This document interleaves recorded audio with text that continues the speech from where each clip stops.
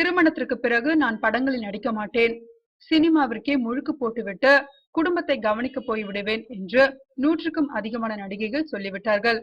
அப்படி சொன்ன எந்த நடிகைகளும் சொன்னபடி நடந்து கொண்டதில்லை. விதிவிலக்காக 1-2 பேர் இருக்கலாம். இப்படி முழுக்கு போடும் நடிகைகள் லிஸ்டில் த்ரிஷாவும் சேரப்போகிறார் என்று சொன்னால் அதை நம்ப முடியுமா என்றால், ஜோடி படத்தில் பிரசாந்த் ஜோடியாக சிம்ரன் நடித்த போது அவருக்கு தோழியாக வருபவர் த்ரிஷா.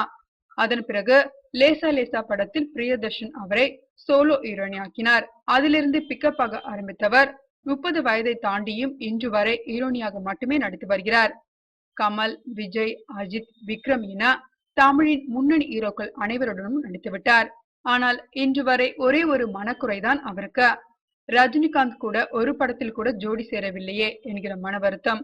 அதற்காக தனது திருமணத்தை கூட தள்ளி வைத்ததாக சொல்லப்பட்டு வந்த நிலையில் பிரபல தெலுங்கு நடிகர் ராணாவை காதல் திருமணம் செய்ய போகிறார் என்றார்கள். இருவரும் பல பார்ட்டிகளில் நெருக்கமாக தள்ளாடி கொண்டிருந்தார்கள்.